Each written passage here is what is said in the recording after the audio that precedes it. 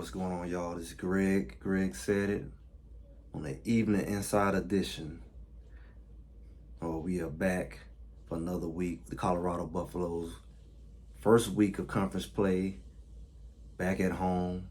Went home, away, home, away, home. That's where we're going.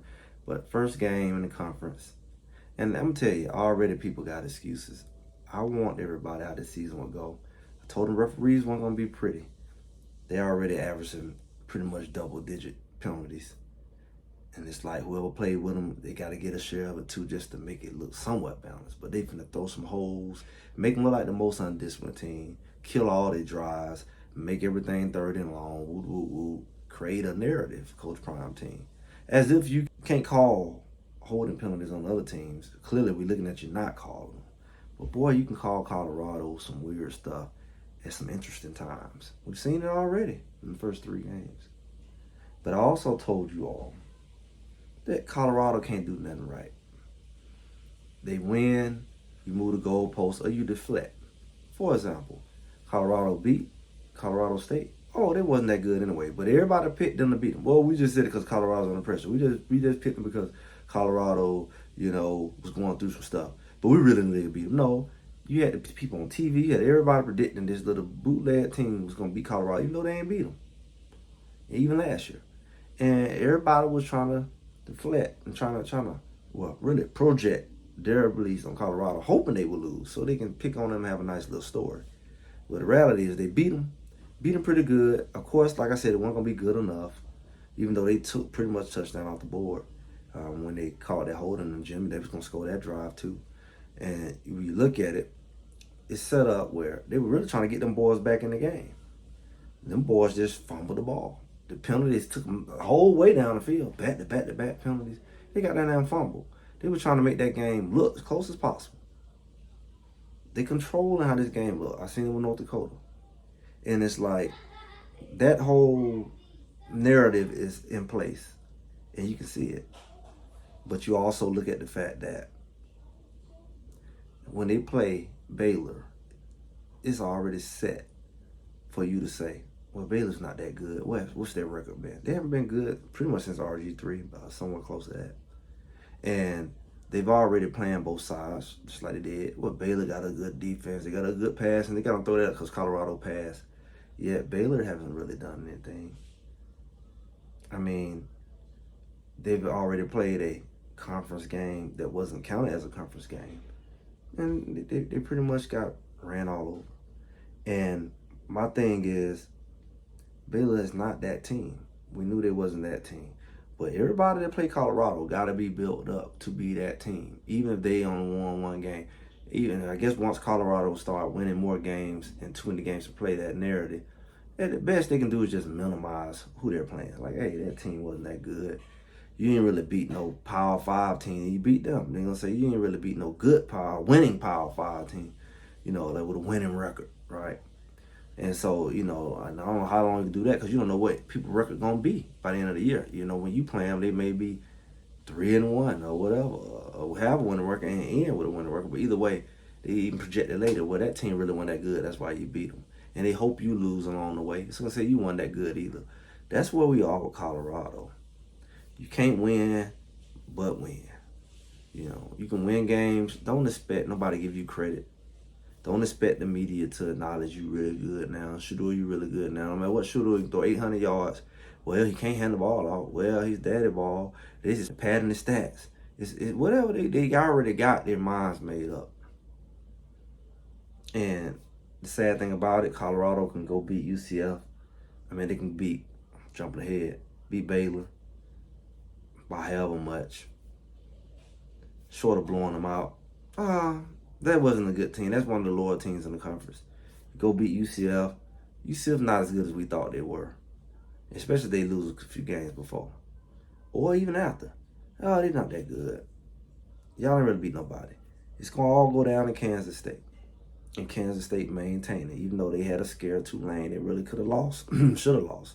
The quarterback decided to be Superman, hold on the ball and fumble instead of throwing it away. He had their number. So we already showed you what a good passing game and a good quarterback can do to You know, they didn't have most stellar defense, but they did their thing to Kansas State.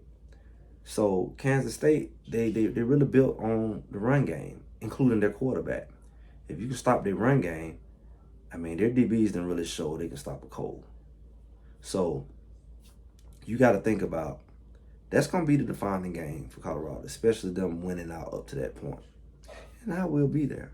But the point is, they are supposed to be one of the teams. They're supposed to be, what was it, Utah, and possibly Oklahoma State. And depending on where that season go, they'll pull them out too.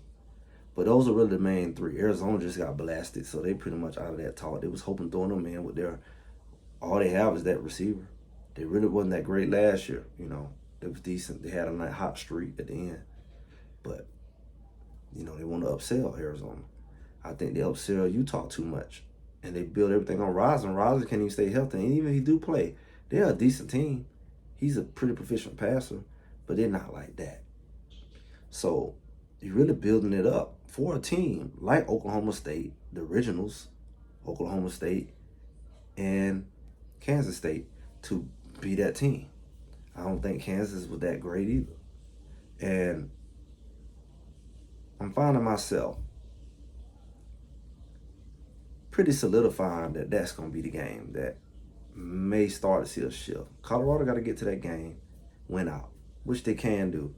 People pretty much expect them to do. We expected them to be that. Even with that loss with Nebraska, we expected that because he's like, okay, they could be undefeated. Depending on how Nebraska look, Nebraska beat them, okay?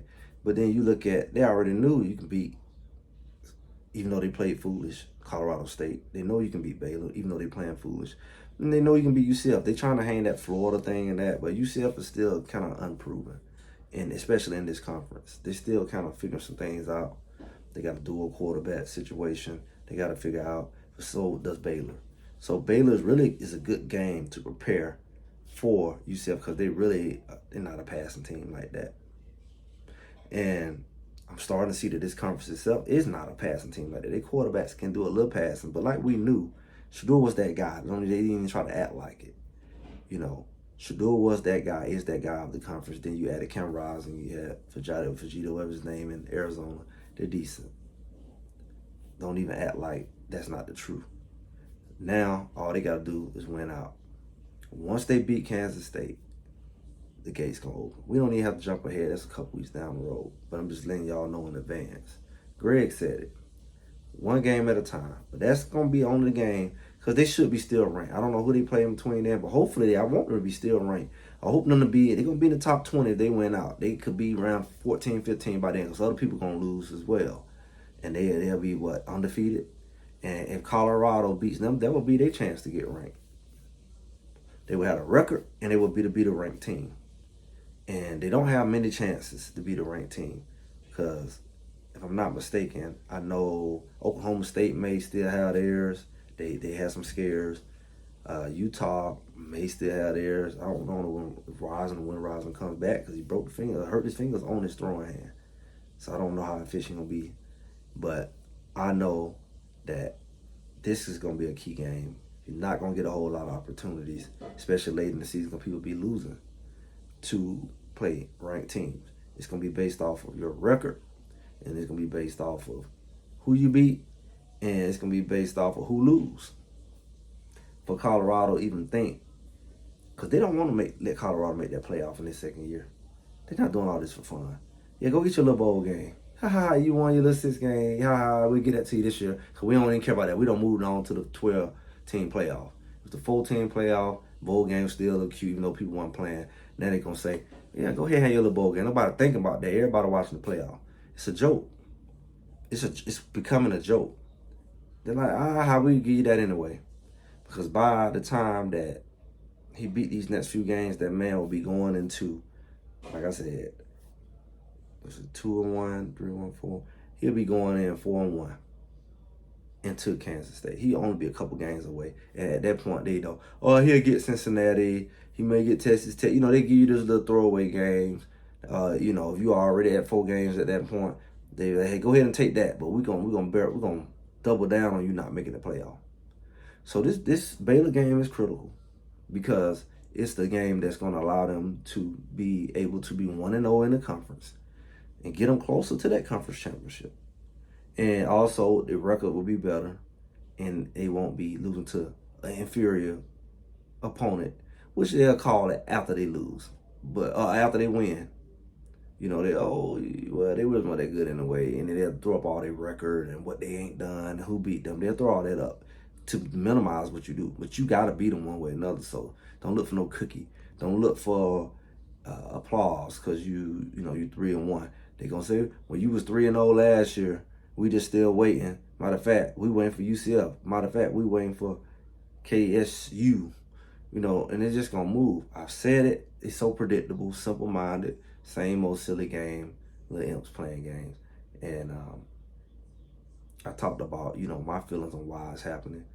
And Coach Prime is a disruptor in his particular space, in his industry, which is football, entertainment, coaching. He's a disruptor. He's bringing change. He's ruffling feathers of people who say you got to do it a certain way. He's changing the dichotomy of things. He's giving people outside of this system hope that they can enter into a system that they was locked out of, or told that they couldn't come in. But now he's opened the door. And we ain't just talking about the door and skin color, even though that's part of it. Because it's a way of doing things. And if you don't do those things that way, then sometimes you run into people, most of the time you run into people that say, you don't belong here. You gotta kiss all our rings before you get up in here. You gotta go through us. We gotta doggone orientate you. We gotta, what they call it, pledge you, whatever. We gotta break you in for you to be one of us. You just don't go around us and don't acknowledge us and act like you're on our level. We gotta let you in this door. It's very fraternal-like. It is. It's a culture fraternity. And that culture fraternity don't accept him. He came in like they do in these little Greeks and the Divine Nines. You got the people who pledge underground because they got to do it dirty and they don't want the school to know they pledging like that. And then you got the people who do it at school where they call them paper.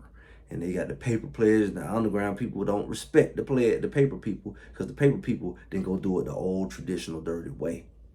That's how they do it. That ain't my thing, but that's what they do. And Coach Prime is like paper. It's like he just walked them to the front of the line. He didn't have to get down and dirty like us. We gonna make it hard on him, and that's what it is at the core. It's a lot of mixture in there. He rich. Some people may say he black. There you go. It may be that for some people, but I guarantee it's a mixture. And him having success doing it his way only really makes them wrong that you have to do it their way, and that's what really irks them. Like, oh, I know you're not gonna have success in our system. We'll rig all the games. We'll have the referee throwing all kinds of flags. We'll do all kinds of weird stuff to try to throw your team off and throw your players off, whatever we got to come up with to derail you, because we clearly can't stop you on the field necessarily. So we got to make your losses seem like the doomsday. We got to make every team that you play seem like David and Goliath, they're going to knock you off. You elevate all their good points. Oh, they got a strong defense. Ain't that strong. They ain't undefeated. But they expect to beat Colorado, because Colorado's a D2 team. All of a sudden, they can't beat no FCS program barely. They can't even beat them. They can't beat nobody. That's the narrative. So we'll see. We will see. That's what we waiting to see. That's what you waiting to see. That's what a hater, clown, whatever. That's what they waiting to see. They waiting to see Colorado fall. And if they don't fall, they waiting to see them fall. The next week, fail the next week. They're waiting to see that. And that's why they keep showing up. And they pouncing and waiting for the chance to jump in the comments and have something to say, like little 10-year-olds and 11, 12-year-olds. They ain't got to do football. Some in them is real messed up. Because it's like, some people do that, you're not even playing their team. They don't even have a team. They just want to just badger Colorado, Coach Prime. He goes somewhere else, they badger him over there. Leave Colorado alone. So you know what it's clearly about. People say, you with Coach Prime in Colorado, what you think? Who's checking for Colorado? Not the nation. Maybe, their rivals, their fan base. They should. But they ain't never had no national attention. That's the give and take. You bring Coach Prime, you get attention. You one finna get, ain't had. But you also get attention. You one finna get, it ain't had. with your brand tied to it.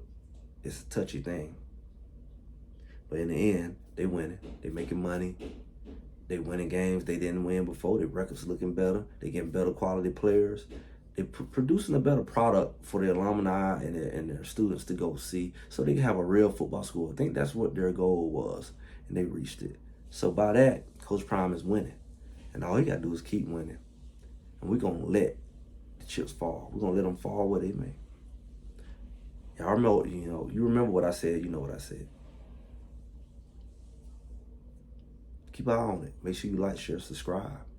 I'm Greg Said It, and I'll talk to y'all soon.